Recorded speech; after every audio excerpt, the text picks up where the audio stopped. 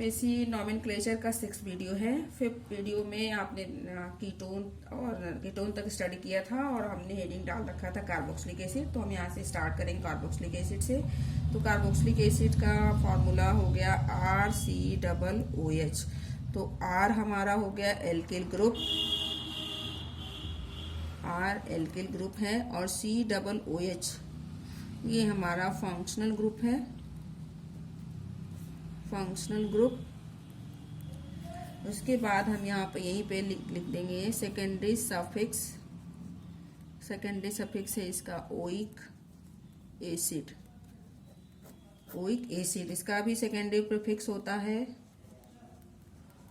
Secondary prefix है carboxy, carboxy use होता है। ये सारी चीजें हमको बिल्कुल लर्न कर लेनी है। उसके बाद आप देखेंगे आईयूपीएसी रूल, आईयूपीएसी रूल देखेंगे। आईयूपीएसी रूल क्या हो जाएगा, alkane minus e plus oic acid. बिल्कुल सिंपल है, आप देख रहे होंगे सारे आईयूपीएसी रूल लगभग एक जैसे हैं, सिर्फ फंक्शनल ग्रुप डिफरेंट है। तो नाम आपको क्या मिल गया, एल्केन और एल्केनोइक एसिड।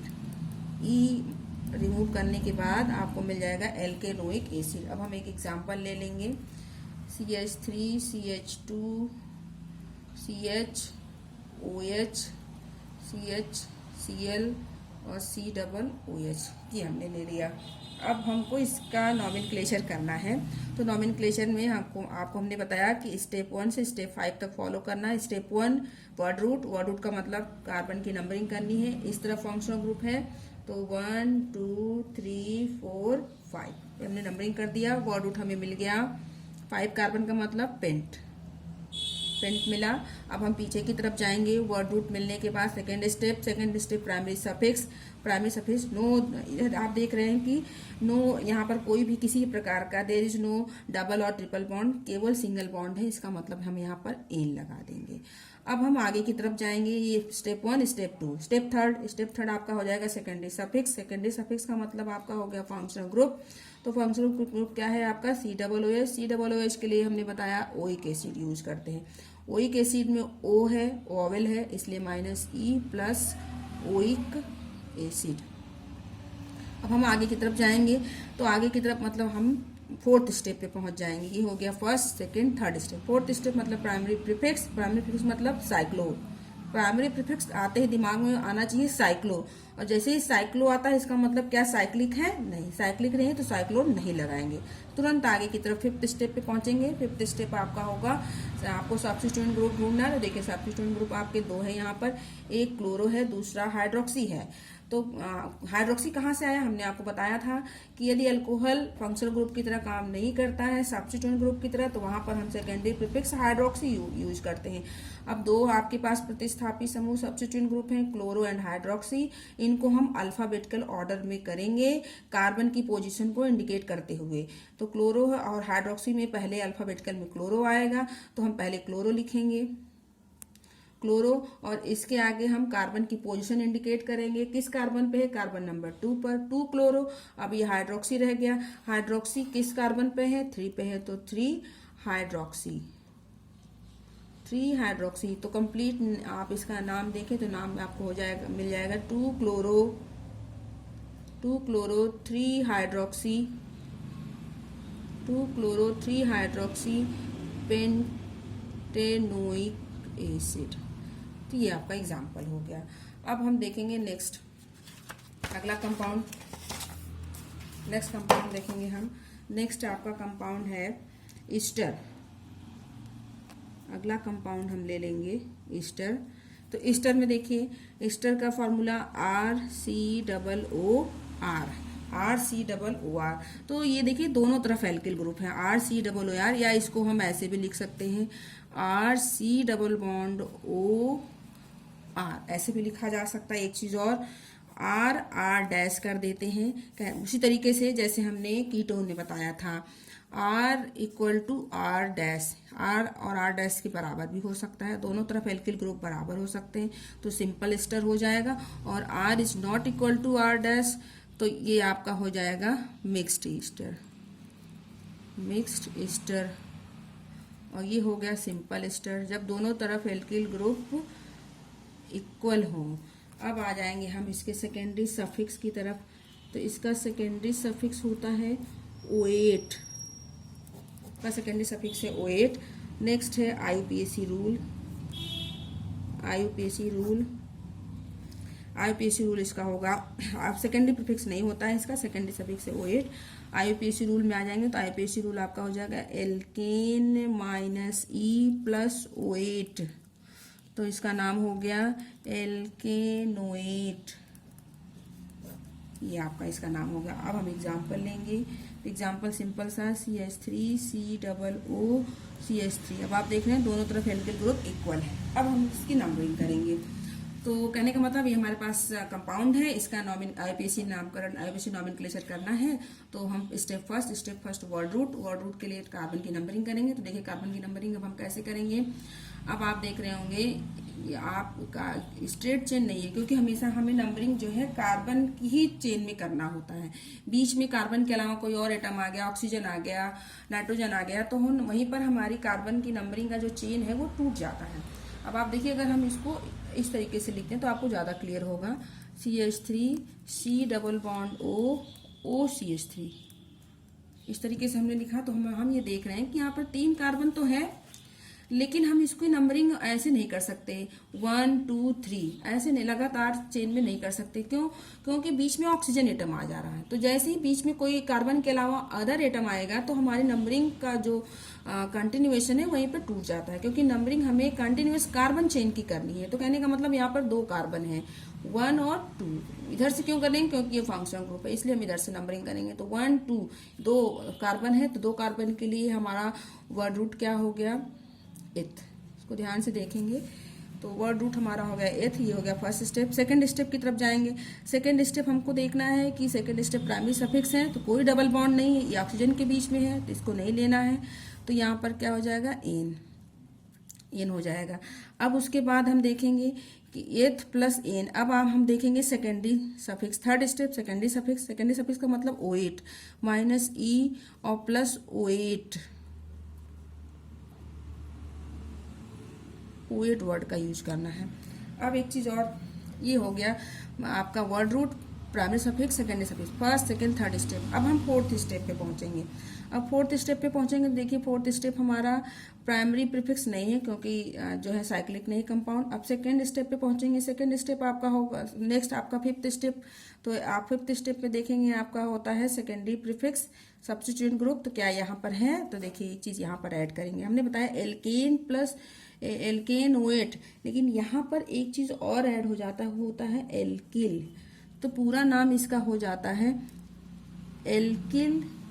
एल्केनोएट। कहने का मतलब एल्केनोएट के आगे एल्किल ग्रुप ऐड होगा। वो एल्किल कहाँ से आएगा? ये एल्किल ग्रुप जिसके हमने नंबरिंग नहीं की थी, जो रिंग आपके नंबरिंग से, कार्बन चेन की नंबरिंग से बाहर था। तो ये आपका आगे लगेगा कहाँ पर? सेकेंडरी प्रीफिक्स के पोजीशन पे। तो देखिए यहाँ पर 1 कार्बन है, तो 1 कार्बन का मतलब मेथिल। तो एल्किल की जगह पर हम क्या लगा देंगे? मेथिल। तो नाम इसका क्या हो गया? Methyl ethanoate. पूरा नाम इसका हो जाएगा मेथिल एथेनोएट। कहने का मतलब इसमें क्या क्या इन्वॉल्व है? वर्ड रूट है, उसके बाद प्राइमरी सफिक्स है, सेकेंडरी सफिक्स है, और ये आपका सेकेंडरी प्रीफिक्स है। ये चीजें इन्वॉल्व। जैसे मैं इसको एक बार फिर से एग्जाम्पल लेती हूँ, तो इसको आप और ध्यान से देखें। CH3 CH2 C double bond O CH3 Easter का है। इसको ध्यान से देखें क्योंकि इसमें अक्सर मिस्टेक होता है। तो इसको देखिए। अब इसको देखेंगे फिर से इसकी हम नंबरिंग करेंगे, क्योंकि वर्ड रूट लेना है। तो यहाँ पर देखिए 1 2 3 4 कार्बन है, लेकिन हम यहाँ से नंबरिंग नहीं करेंगे क्योंकि बीच में ऑक्सीजन आ जा रहा है। और इधर नहीं करेंगे, और किस तरफ नंबरिंग करेंगे? जिस तरफ कार्बन ज्यादा होगा। तो इधर कार्बन ज्यादा है, इसलिए नंबरिंग इस तरफ से करेंगे 1 2 3।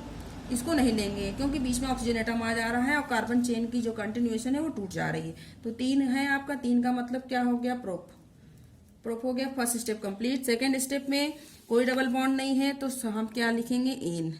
फिर थर्ड स्टेप आएंगे। थर्ड स्टेप यानी कि आपका सेकेंडरी सफिक्स फंक्शनल ग्रुप। तो फंक्शनल ग्रुप जो कि ईस्टर है, तो ईस्टर के लिए हम यूज करेंगे OAT यहाँ पर जो है माइनस E और प्लस OAT वर्ड यूज करेंगे। अब हम आगे आएंगे। आगे की तरफ आपको क्या यूज करना है? एल्किल ग्रुप लगाना है। ये है आपका एल्किल ग्रुप, मेथिल है, तो यहाँ पर हम मेथिल लगा देंगे। तो इसका नाम क्या हो गया, मेथिल प्रोपेनोएट। आपको नाम मिल जाएगा मेथिल प्रोपेनोएट।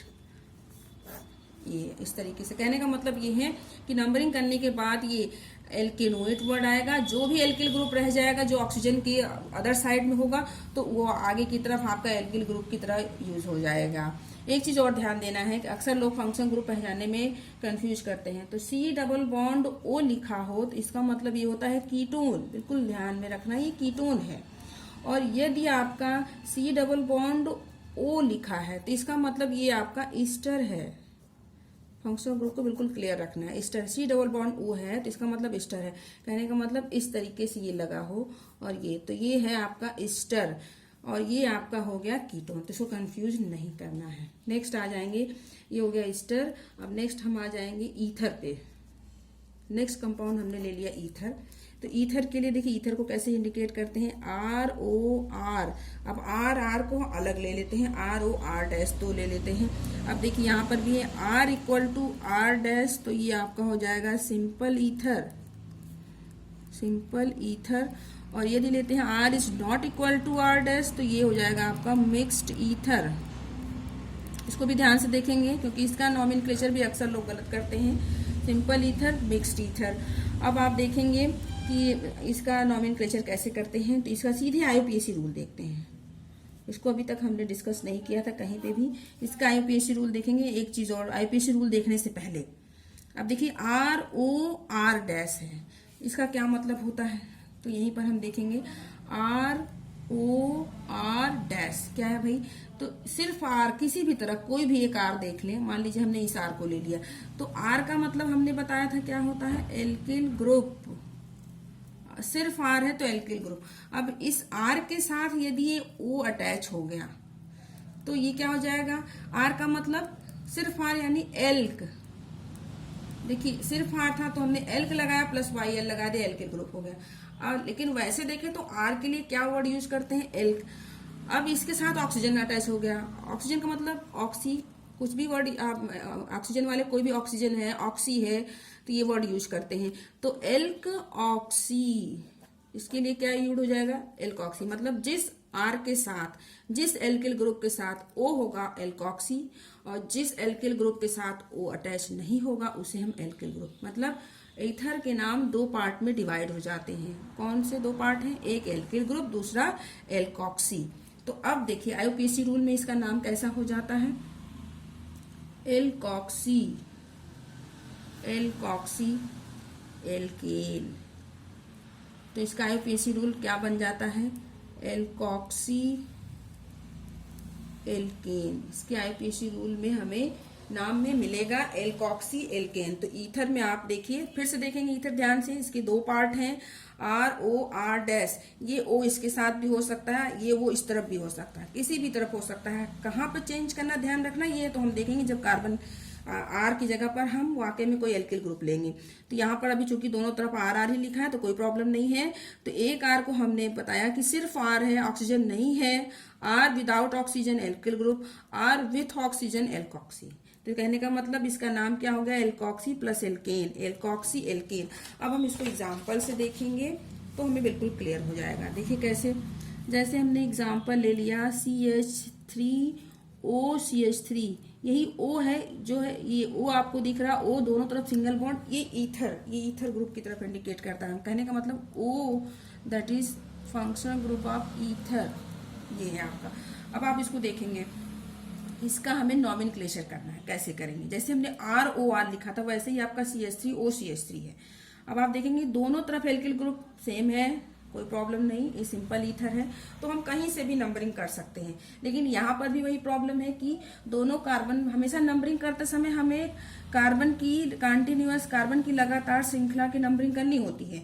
लेकिन यहाँ पर देख रहे हैं कि दोनों एल्किल ग्रुप के बीच में अब ऑक्सीजन आ गया है। इसका मतलब या तो इधर नंबरिंग कर सकते हैं या तो इधर नंबरिंग कर सकते हैं, क्योंकि लगातार तो नहीं कर सकते क्योंकि बीच में ऑक्सीजन एटम आ गया है। तो कहने का और किस तरफ करेंगे, अब इसमें प्रॉब्लम आती है किस तरफ करेंगे। तो भाई दोनों तरफ तो सेम ही एल्किल ग्रुप है, दोनों तरफ कार्बन संख्या बराबर है, तो कोई इसमें कंपटीशन ही नहीं है, चाहे इधर नंबरिंग करिए चाहे इस तरफ नंबरिंग करिए। तो हमने इस तरफ नंबरिंग कर दिया क्योंकि दोनों तरफ एक ही कार्बन है। जिधर नंबरिंग करेंगे, जिसको नंबरिंग करेंगे जिसको नंबरिंग करेंगे वो आपका पीछे की तरफ जाएगा, वो एल्किल हो जाएगा, वो एल्किल ग्रुप हो जाएगा। ये हमारा एल्किल ग्रुप मान लेंगे। और जिस तरफ नंबरिंग नहीं करेंगे वो ऑक्सीजन के साथ चला जाएगा, वो आपका क्या हो जाएगा, एल्कॉक्सी ग्रुप हो जाएगा। अब हमको इसका नॉमेनक्लेचर करना है, तो नॉमेनक्लेचर अकॉर्डिंग टू रूल करना है। तो अब अकॉर्डिंग टू रूल करेंगे तो इसको हम फिर से देखेंगे, CH3OCH3। तो इधर हमने नंबरिंग किया, तो नंबरिंग का मतलब एक कार्बन मिल गया, वर्ड रूट मिल गया। वर्ड रूट का मतलब एक कार्बन है तो वर्ड रूट क्या हो जाएगा, मेथ। एक कार्बन के लिए वर्ड रूट मेथ। अब यहाँ पर पीछे की तरफ जाएंगे, क्योंकि आपने देखा था रूल में आपने लिख रखा है एल्कॉक्सी एल्केन। तो कहने का मतलब ये जो नंबरिंग वाला है वो एल्केन है, नंबरिंग वाला जो कार्बन है वो एल्केन की तरफ है, ऑक्सीजन वाला कार्बन जो है वो आगे की तरफ है। कहने का मतलब ये आगे की तरफ होगा और ये नंबरिंग वाला पीछे की तरफ होगा। अब एल्केन में दो पार्ट हैं, एल्क और एन। एल्क आपका शब्द आपका वर्ड रूट हो गया, एन आपका प्राइमरी सफिक्स हो गया। तो प्राइमरी सफिक्स का मतलब यहाँ पे भाई एन क्यों लगाएंगे, क्योंकि कोई डबल बॉन्ड नहीं, कोई ट्रिपल बॉन्ड नहीं, केवल सिंगल बॉन्ड है। तो यहाँ पर हम लगा देंगे मेथेन, क्योंकि एक कार्बन था इसलिए मेथेन। अब एल्कॉक्सी की जगह पर क्या लिखेंगे, एल्क मतलब मेथेट प्रोप कुछ भी हो सकता है। अब यहाँ पर क्या होगा भाई, यहाँ पर भी एक ही कार्बन है इसलिए यहाँ पर क्या हो जाएगा, मेथ। और ऑक्सीजन है इसलिए इसका नाम क्या हो जाएगा, मेथॉक्सी। इसका नाम हो जाएगा मेथॉक्सी। तो इसका कंप्लीट नाम हो गया आपका मेथॉक्सी मेथेन, मेथॉक्सी मेथेन। इसी तरीके से हम दूसरा एग्जाम्पल लेते हैं, नेक्स्ट एग्जाम्पल लेते हैं, CH3OCH2CH3।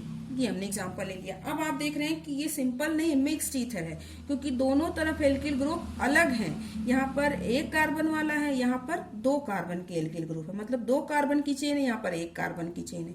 अब नंबरिंग करना स्टार्ट करेंगे, नाम क्योंकि हमको करना है। तो देखिए वर्ड रूट ढूंढना है, वर्ड रूट के लिए नंबरिंग करना है। अब नंबरिंग किस तरफ करेंगे इसको बिल्कुल ध्यान देना है। अब यहाँ देख रहे हैं दो कार्बन है, यहाँ देख रहे हैं एक कार्बन है। तो नंबरिंग करते समय हमेशा हमें ध्यान रखना है कि हमें उस कार्बन की श्रृंखला को लेना है जिसमें कार्बन की संख्या ज्यादा होगी। हमें उस कार्बन की चेन को कंसीडर करना है जिसमें कार्बन की संख्या ज्यादा होगी। तो इधर देख रहे हैं दो कार्बन, इधर एक कार्बन, इसका मतलब बड़ा ये है। तो इस तरफ हम नंबरिंग करेंगे 1 2। हमेशा इधर की तरफ करेंगे, इधर से ही करेंगे, इधर से नहीं करेंगे क्योंकि फंक्शनल ग्रुप इस तरफ है। तो ये करेक्ट वे है। तो 1 2 ये बड़ी श्रृंखला है, आपकी बड़ी चेन है, ये छोटी चेन है। तो जिधर नंबरिंग किया, जिसको नंबरिंग किया वो एल्केन, जिसको नंबरिंग नहीं किया उसके साथ ऑक्सीजन, वो एल्कॉक्सी आ गया। तो इसको नंबरिंग किया हमने, इसलिए अब दो कार्बन है तो दो कार्बन का मतलब एथ, पीछे क्या लगा देंगे, एथेन। इसका नाम क्या हो गया, एथेन। और ये क्या हो गया, OCH3, एक कार्बन का मतलब मेथ, ऑक्सीजन जुड़ा है, क्या नाम हो जाएगा, मेथॉक्सी, मेथॉक्सी एथेन। तो मेरे ख्याल से आपको समझ में आ गया होगा। फिर भी देखिए हम एग्जांपल लेते हैं, CH3 CH2O CH2 CH2 CH2 CH3।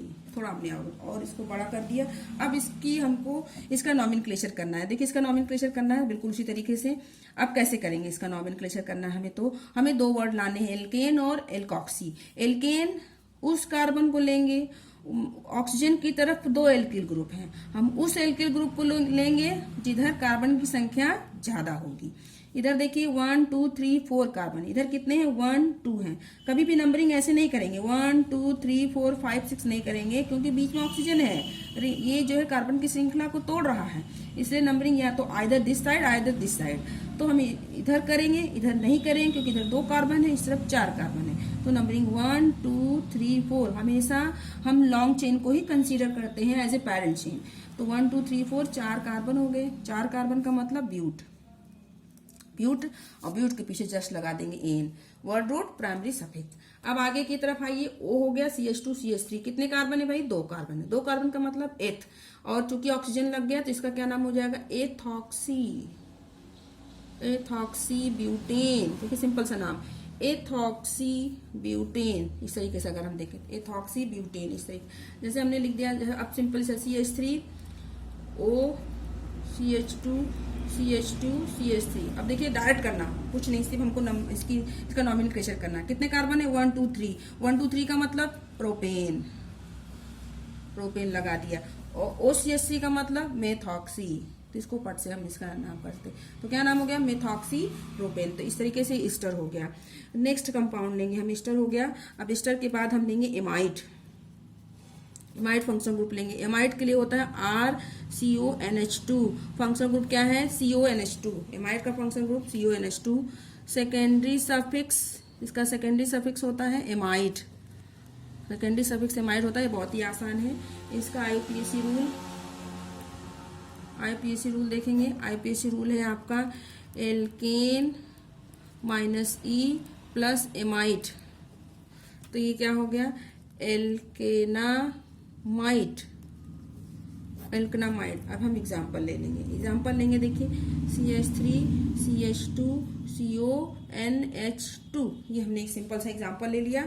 अब देखिए यहाँ पर भी नंबरिंग करेंगे, नाइट्रोजन आ गया, ऑक्सीजन आ गया, इधर नहीं, बस कार्बन की नंबरिंग करनी है 1 2 3। 3 कार्बन हो गए, 3 का मतलब प्रोप, कोई डबल ट्रिपल बॉन्ड नहीं है तो क्या लगा दिया, प्रोपेन लगाया। लेकिन अब हमने तो प्रोपेन लिख दिया, बट अब क्या है भाई, एमाइड, क्योंकि फंक्शनल ग्रुप क्या है, एमाइड है। एमाइड किससे आपका जो है वॉवेल से स्टार्ट हो रहा है, इसका मतलब प्रोपेन से हम E माइनस करेंगे और फिर हम एमाइड लगाएंगे। अब आगे की तरफ जाएं, साइक्लिक नहीं है, प्रीफिक्स नहीं यूज होगा, कोई आपका सब्स्टिट्यूएंट ग्रुप नहीं, इसका मतलब आगे कुछ भी नहीं जुड़ेगा, तो इसका नाम क्या हो गया, प्रोपेनामाइड। सिंपल सा नाम इसका हो गया प्रोपेनामाइड। नेक्स्ट, अब हम नेक्स्ट फंक्शनल ग्रुप डिस्कस करेंगे। नेक्स्ट हमारा टॉपिक होगा, नेक्स्ट कोई फंक्शनल ग्रुप हम लेते हैं, जैसे हमने नेक्स्ट फंक्शनल ग्रुप ले लिया एमीन। नेक्स्ट फंक्शनल ग्रुप ले लिया एमीन, तो यहाँ थोड़ा सा डिस्कस करेंगे। एमीन क्या है, एमीन आप देखते हैं तो एमीन नाइट्रोजन से अमोनिया से बना हुआ है। एमीन कहने का मतलब डेरिवेटिव ऑफ अमोनिया। एमीन जो है वो अमोनिया का डेरिवेटिव है। एमीन किससे बना हुआ है, अमोनिया से बना हुआ है। अमोनिया NH3, एमीन क्या है, अमोनिया का डेरिवेटिव है। और इसके बारे में हम थोड़ा और डिटेल में आगे डिस्कस करेंगे कि एमीन कितने प्रकार के होते हैं, क्या कैसे है, उसको हम नेक्स्ट वीडियो में डिस्कस करेंगे।